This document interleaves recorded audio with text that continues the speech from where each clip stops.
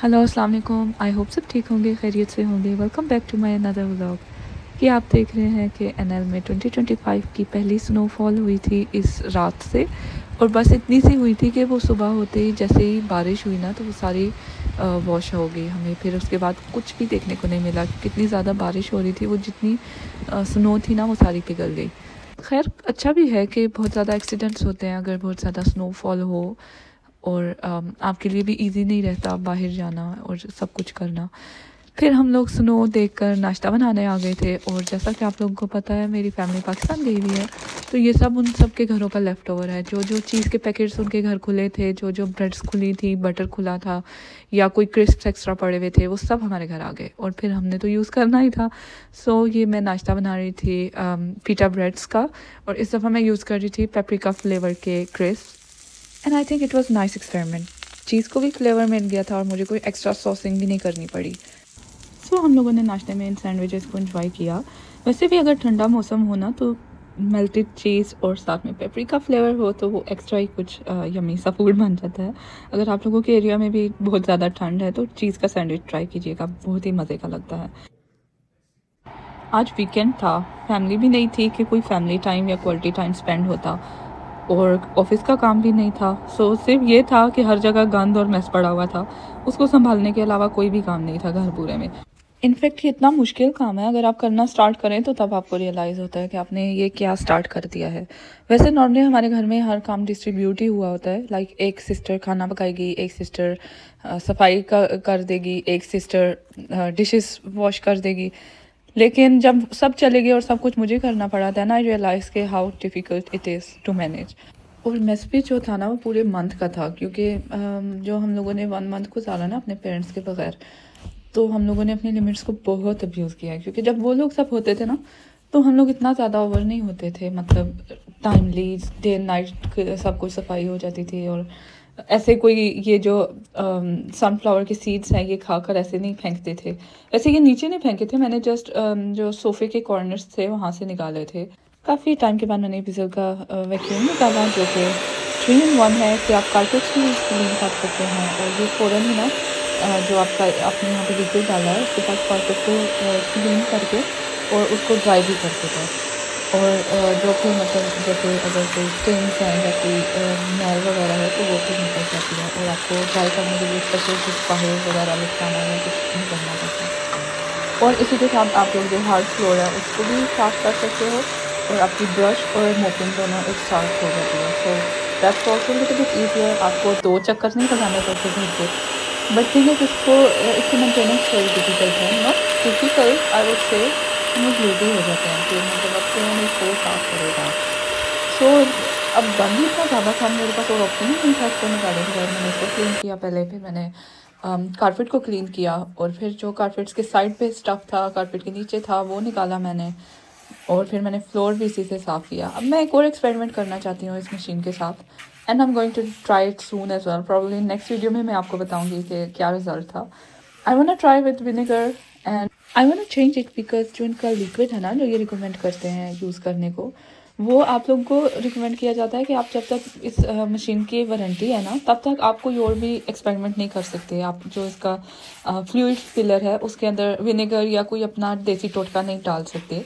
लेकिन अब क्योंकि हमारे पास ये मशीन काफ़ी टाइम से हम लोग यूज़ कर रहे हैं, इसका वारंटी टाइम भी गुजर चुका है, सो अब हम लोग डिफरेंट चीज़ें ट्राई कर सकते हैं। एंड आई वांट टू सी कि अगर हम लोग ये कारपेट क्लीन करें विनेगर से या विनेगर सोडा से तो उसका क्या रिज़ल्ट होगा।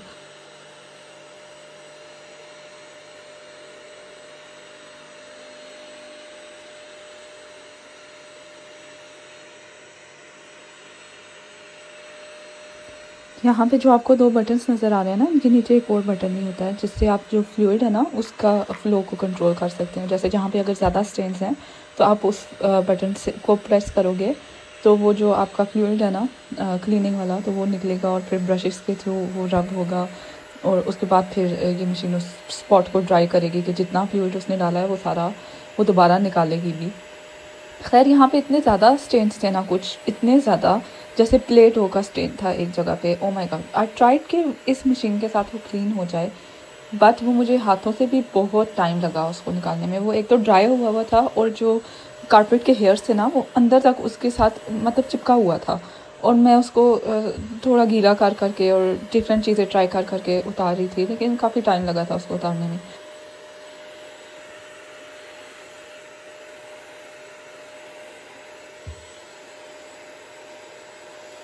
ये इतना ढीठ स्टेन था, मैंने बहुत ज़्यादा दफ़ा ट्राई किया इस मशीन के साथ कि वो इसको उतार दे या एटलीस्ट इसको थोड़ा सॉफ्ट कर दे, क्योंकि होता है ना समटाइम्स हर चीज़ को लिक्विड लगे तो वो सॉफ्ट होना शुरू हो जाता है, बट वो जा ही नहीं रहा था।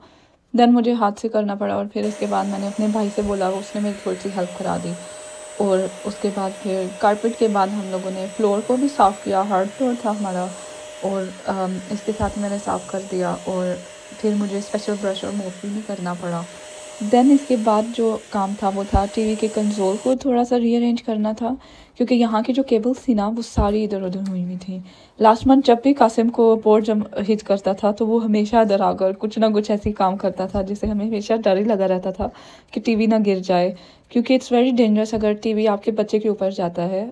आई होप कभी भी ना जाए, but still it's really dangerous. आप सबको बहुत एहतियात करनी चाहिए, और इस तरह से कभी भी बच्चे को अनअटेंडेड टीवी के साथ नहीं छोड़ना चाहिए, क्योंकि एक तो इसके साथ इलेक्ट्रिसिटी होती है और सेकेंडली इसमें कांच होते हैं, सो दे आर वेरी डेंजरस। अब आप लोग सोच रहे होंगे कि मैंने सारा हॉल साफ़ कर दिया, मैंने ये शेल्फ क्यों नहीं साफ़ की, क्योंकि यहाँ पे सारे स्नैक्स पड़े हुए हैं जो हम लोग टीवी टाइम पे एंजॉय करते हैं। सो मैंने सोचा कि मैं स्पेशल ट्रॉली मंगवा लेती हूँ, उसके ऊपर अरेंज करके इसको रख लेती हूँ। देन आई वॉज लाइक तब तक ये स्नैक्स यहाँ पे ही पड़े रहेंगे, सो आई थॉट कि दैट्स नॉट गुड आइडिया कि मैं एक और इन्वेस्टमेंट कर लूँ और एक और अपना फर्नीचर में इजाफा कर लूँ, मुझे उसको भी साफ़ करना पड़ेगा। सो मैंने ये सब कुछ उठाया और मैंने रख दिया। जो मैंने अभी ड्रॉर्स खाली किए थे ना उनमें से एक ड्रॉर को मैंने स्नैक ड्रॉर बना दिया। हमारे कॉफ़ी टेबल का अब एक ड्रॉर हमेशा स्नैक से फुल रहता है क्योंकि वो स्नैक ड्रॉर है। अब स्टार्ट होना था हमारा एक्चुअल वीकेंड, क्योंकि नेक्स्ट डे मेरे भाई का बर्थडे था, सो थोड़ा सा प्री सेलिब्रेट करने के लिए हम लोग बाहर जाना चाह रहे थे।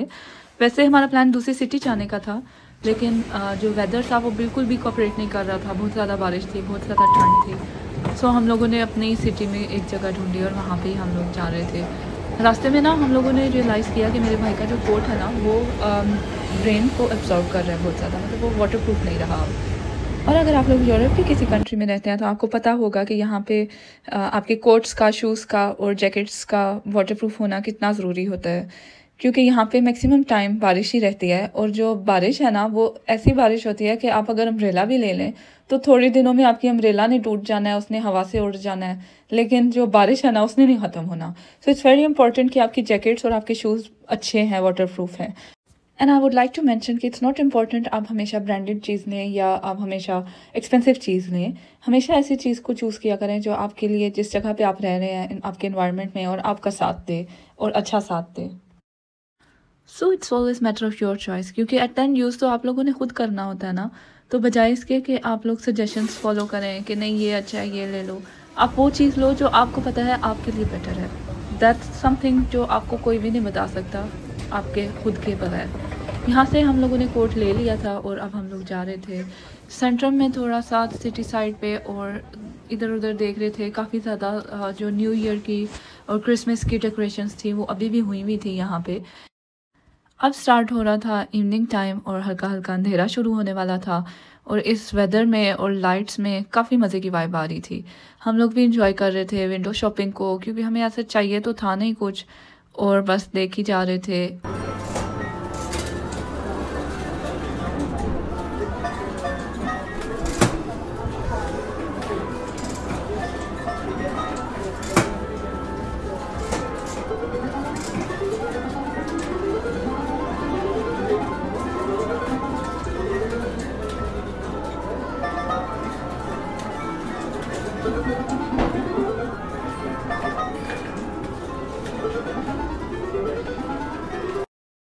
सिटी सेंटर की गलियों से गुजरते गुजरते, रास्ते में आती हुई हर शॉप से विंडो शॉपिंग करते हुए हम लोग अपनी मंजिल के करीब आ गए थे। और साथ ही बारिश भी ज़्यादा तेज़ हो रही थी, बारिश के साथ विंड भी बहुत ज़्यादा तेज़ थी, लेकिन हम लोगों को बहुत ज़्यादा नहीं कुछ फील हो रहा था, जस्ट मुंह पे बारिश लग रही थी। देन ये सब कुछ बर्दाश्त करते हुए फिर भी हम लोग चलते रहे और अब हम लोग गुजर रहे थे इस एरिया से, जो कि चाइनीज़ के लिए बहुत स्पेशल है। यहाँ पे आपको जो इनकी डेकोरेशन है वहाँ से भी पता चल रहा होगा कि ये इस एरिया में चाइनीज़ रहते हैं। इनके रेड जो लैम्प्स हैं ये, और जो इनकी शॉप्स हैं, जो इनके रेस्टोरेंट्स हैं, फुल ऑफ चाइना। यहाँ पे आपको सुपरमार्केट्स भी चाइनीज़ मिलेंगी, यहाँ पे आपको बेकरीज भी चाइनीज़ मिलेंगी, इनके रेस्टोरेंट्स भी चाइनीज़ यहाँ पे हैं। सो यहाँ पे हमेशा चाइनीज़ का हल्ला गुल्ला ही रहता है। दैन फाइनली हम लोग आ चुके थे रेस्टोरेंट में, जहाँ पे हम लोगों का डिनर का प्लान था। और आप लोग यहाँ से देखें इनका कितना मज़े का एम्बियंस है, और डिनर भी इनका अच्छा था। आई वुड नॉट से बेस्ट, बिकॉज मैंने इनका लंच बुफे इंजॉय किया हुआ है यहाँ से पहले, सो वो मुझे इनके डिनर बुफे से ज़्यादा पसंद आया। मे बी बिकॉज मेरा टेस्ट थोड़ा देसी है और मुझे ये सी फूड इतना ज़्यादा नहीं पसंद, इसलिए मैं इसको कम रेट्स कर रही हूँ। But overall I would say it was nice experience. हम लोगों ने यहाँ से पहले सैलड बार्स से ट्राई किए फूड, और यहाँ पे ना फ़िश सूप भी था। जैसे मैं अपने एक लास्ट ब्लॉग में कह रही थी ना, मैं कभी भी किसी रेस्टोरेंट में जाके सूप ना ट्राई करूँ, फ़िश सूप, अनलेस कि वो मुझे किसी बफे में ना मिले। सो लकीली यहाँ पे आज फ़िश सूप था, and I was saying to myself thankfully मैंने कभी ये ऑर्डर नहीं किया। ऐसा लग रहा था कि जैसे आप किसी फ़िश का टिन खोलते हैं ना, वो जो उसके अंदर लेफ्ट ओवर रहता है ना, लिक्विड सा ऑयल समटाइम्स होता है, समटाइम्स वाटर, बिल्कुल वो टेस्ट आ रहा था इस सूप के अंदर से। ऑफ कोर्स फ़िश सूप था, फ़िश का टेस्ट ही आना था। कुछ भी हो ना, कैसा भी हो, लेकिन ट्राई मैं ज़रूर करती हूँ। इस चीज़ का मुझे बहुत गंदा चस्का है। इवन अब मैंने फ़िश सूप ट्राई किया ना, मैं कहीं और जाऊँगी मैं दोबारा ट्राई करूँगी टू सी कि कुछ डिफरेंस है या नहीं। मैं बहुत ज़्यादा नहीं देती, but just to have little taste. I don't know, maybe because मैं फूडी हूँ इसलिए, या मैं शायद खाना बनाती हूँ ज़्यादा, इसलिए मैं डिफरेंट चीज़ें टेस्ट करने की शौकीन भी हूँ।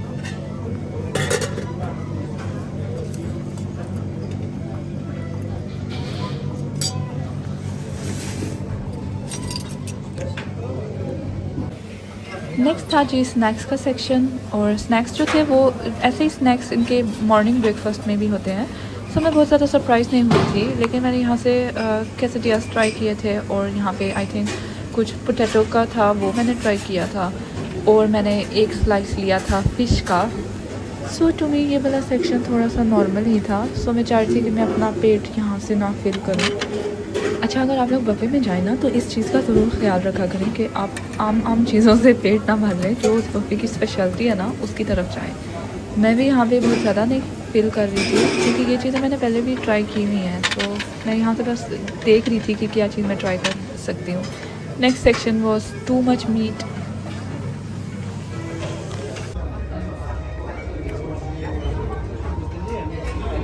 बट यहाँ की जो स्पेशलिटी है ना, स्पेशली डिनर बुफे की, वो है ये ग्रिल्ड रिब्स। इतनी ज़्यादा फ्लेवर, इतनी ज़्यादा जूसी और इतनी टेंडर, आपको मज़ा आ जाएगा अगर आप इनको फ्राइड राइस के साथ ट्राई करें। साथ में मैंने एक पीस ट्राई किया था ऑलिव फ्लेवर का chicken. It was new for me, I thought may be इसका ज़्यादा फ्लेवर होगा, लेकिन उसमें ऑलिव बहुत कम था, सो मैंने बहुत ज़्यादा उसको इन्जॉय नहीं किया। यहाँ पे आप देख सकते हैं कि जो रिब्स हैं उनकी बोन्स के साथ थोड़ी सी भी आपको मीट नहीं नज़र आएगा। इट्स नॉट लाइक मैंने इतना ज़्यादा खाया था, वो टेंडर ही इतना ज़्यादा था, वो सारा ही उतर रहा था। So it was so nice. And then at the end जो लीस्ट फेवरेट था, seafood. Oh my god, इतना ज़्यादा weird, I couldn't taste it even. मैंने तो डायरेक्ट जंप लगाया स्वीट की तरफ, और स्वीट साइड पे आप देख रहे हो कितने ज़्यादा ऑप्शंस हैं यहाँ पे, कितने तरह के केक्स हैं, red velvet, cheese cake, chocolate cake, brownie, बहुत ज़्यादा ऑप्शंस हैं यहाँ पे, कैरेट केक, और समझ नहीं आ रही थी कि क्या ट्राई करें। सो मैंने यहाँ से ट्राई किया तिरामिसू, क्योंकि वो मैंने कभी भी ट्राई नहीं किया था, और बिफोर कि मैं इसको बाय करती, I wanted to try it in a buffet. So यहाँ पे मुझे ऑप्शन मिला और मैंने ट्राई किया, मुझे बिल्कुल भी अच्छा नहीं लगा। इट वॉज मे भी लोगों को पसंद आता हो, but it was too creamy. And साथ में मैंने ये पुडिंग ली थी जो कि बहुत यमी थी, उसके ऊपर जो कैरमलाइज्ड लेयर थी ना, crunchy, oh my god, it was really nice. Then dinner को हलाल करते हुए हम लोग कह रहे थे कि आप उठ जाएं, इससे पहले हमें निकाला जाए। सो डिनर के बाद हम लोगों ने सोचा कि हम लोग चलते चलते हैं सेंट्रल स्टेशन की तरफ, क्योंकि खाना खाया हुआ था ज़्यादा, और ऐसे डाइजेस्ट किए बगैर अगर हम लोग सो जाते या बैठ जाते जाके सोफे पे, which was really not good. इस छोटी सी वॉक के साथ ब्लॉग को एंड करती हूँ। आई होप आपको पसंद आया होगा। Until next time, take care.